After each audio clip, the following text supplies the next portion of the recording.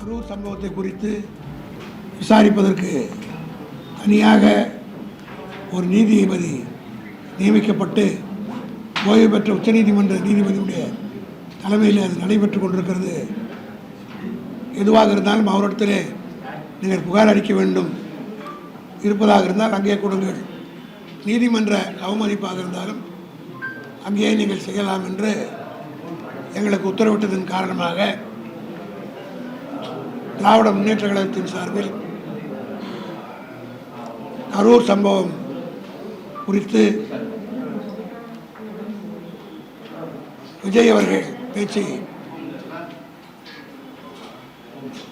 உச்சநீதிமன்ற ஓய்வு பெற்ற நீதிபதி அவர்களுக்கு அவருடைய பேச்சு முழுவதும் உண்மைக்கு மாறாகவும், அது மட்டுமல்ல வழக்கை பாதிக்கக்கூடிய தன்மையிலும் அமைந்திருக்கிறது என்பதை தெளிவாக நாங்கள் அந்த கமிட்டிக்கு அனுப்பியிருக்கிறோம்.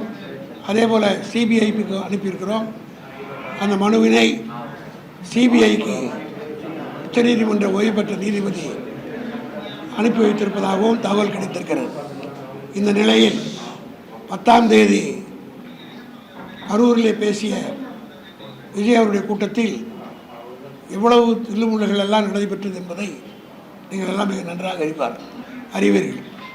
குறிப்பாக இந்த குதிரை பேர ஊழலிலே அவர் ஈடுபட்டு வந்திருக்கிறார் என்பதற்கு ஏற்கனவே 4ஆம் தேதி ஆளுநரை நானும் மற்றும் குழுவினரும் சென்று சந்தித்து புகார் கொடுத்தோம். அந்த புகாரிலே நாங்கள் குறிப்பிட்டது வைகோ அவர்கள் கொடுத்த ஸ்டேட்மெண்ட் உங்களுக்கு எல்லாருக்கும் தெரியும். நீங்கள் கூட உங்கள் ப்ரெஸ்ஸில் வந்ததை வச்சு தான் நாங்கள் எவிடன்ஸாக கொடுத்துருக்குறோம். அதே போல் விஜய் பாஸ்கர் அவர்களும் வெளிப்படையாகவே செய்தியாளர் கூட்டத்தில் என்னை தாவேகாவுக்கு வந்து சேரும்படி கேட்டுக்கொண்டார்கள். ஆகவே தான் நான் ராஜினாமா செய்கிறேன் என்று சொல்லி ராஜினாமா செய்துவிட்டு அவரும் சேர்ந்து விட்டார். ஆக இதெல்லாம் குதிரைபேட ஊழலுக்கு தகுந்த ஆதாரங்கள் என்பதை சுட்டி காட்டுகிற வகையில் ஆளுநரிடத்திலும் டிவிசியும் திமுகவின் சார்பில் நாங்கள் புகார் கொடுத்திருக்கிறோம். ஆக விஜய் அவர்கள் உண்மைக்கு மாறாகத்தான் எல்லாம் பேசிக்கொண்டே இருக்கிறார். அவர் பேச்சு நீங்கள் எல்லாம் பார்த்திருப்பீர்கள். கொத்து பரோட்டா என்று குளத்தூரில் கொத்து பரோட்டாவை ஆக்கி விட்டார்கள் என்று கீழ்த்தரமாக பேசினார். இன்றைக்கு எடப்பாடி இங்கே தெளிவாக பதில் சொல்லியிருக்கிறார். விஜயபாஸ்கர் அங்கே இருந்து போய் சேர்ந்துருக்கிறார் என்றால் அவர் சொல்கிறாரு, அவருடைய அதிமுக காரங்க சொல்கிறாங்க, நாங்கள் சாப்பிட்டு போட்ட எச்சையிலேயே தான் இன்றைக்கு தாவேக்கா சேர்த்து கொண்டது 2 விஜயபாஸ்கர், கரூர் விஜயபாஸ்கர், இன்னொரு விராலிமலை விஜயபாஸ்கர். இந்த 2 பேரும் அதிமுக சார்பில் வெற்றி பெற்றாங்க. அதிமுக காரர் ஒருத்தர் என்ன சொல்கிறாரு, நீங்கள் இப்படி பதில் சொல்லுங்க, அவர் போய் கொத்து பரோட்டான்றாரு, கேவலமாக பேசுகிறாருல்ல, நாங்கள் 2 பேர் சாப்பிட்டு போட்ட 2 இலை தான் அங்கே போய் சேர்ந்துருக்குதுன்னு சொல்கிறாரு. ஆக இது போன்ற அரசியல் பேச்சுகளை விஜய் பேச ஆரம்பித்தால் நாங்களும் பேச வேண்டிய நிலைக்கு வந்து விடுவோம்.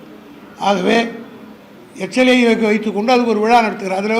அதில் ஒரு மிகப்பெரிய பொய்யை சொல்கிறார். ஏதோ கரூரில் அறநிலையத்துறையின் சார்பாக இடங்களே அரசாங்கம் எடுத்துக்கொண்டது கோயிலுடைய இடத்தை ஏழைகள் குடியிருக்கிற இடத்துலன்னு சொல்கிறார்.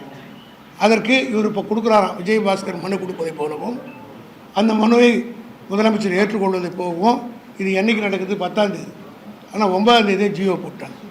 இது எவ்வளோ பெரிய புத்தலாட்டம், எவ்வளோ பெரிய நாடகம். 9ஆம் தேதியே ஒரு அரசு ஆணை வெளியிடப்பட்டு விட்டது. விஜய் 10ஆம் தேதி போய் அங்கே பேசுகிறார். இவர் கொடுக்குறாரு, அதை அவர் வாங்குறாரு, உடனே உத்தரவு போடுறாரு மாதிரி போட்டு ஒரு நாடகம்லாம் நடத்துகிறாங்க.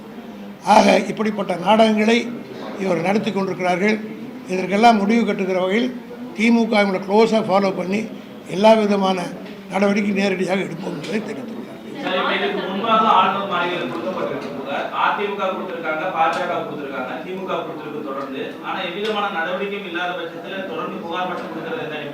இதற்கு பிறகு உரிய நடவடிக்கை அவர்கள் எடுக்கலைன்னா நீதிமன்றத்தை நாடுவதற்கு வழிவகுப்புக்காக தான் கொடுக்கும். கவர்னர் எடுக்கிறாரா இல்லையான்னு தெரியும். கவர்னர் யூஸ்வலாக அவங்களுக்கெல்லாம் தெரியும்.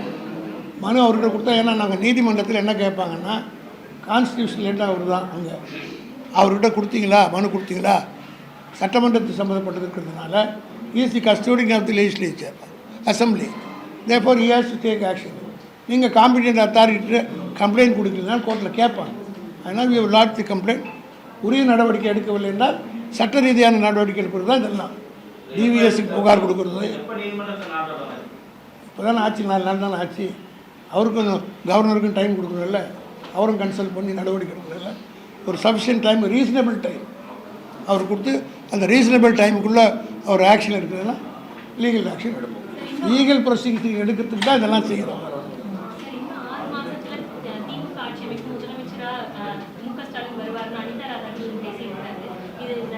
அது அவருடைய ஆசை. அவர் ஆசைக்கு குறுக்கே நான் நிற்க விரும்புகிறேன். அதாவது கூட்டணி கட்சிகள் கேட்டு திசை திருப்போம். காரணம் என்னன்னா, நாங்கள் பதில் அவருக்கு சொல்லிட்டு வச்சுக்கோம்.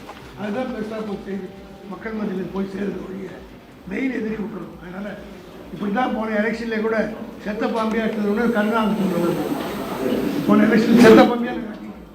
அதனால் கருணாக உள்ள வந்து பூந்துச்சு. அந்த தப்பை தொடர்ந்து செய்யணும்.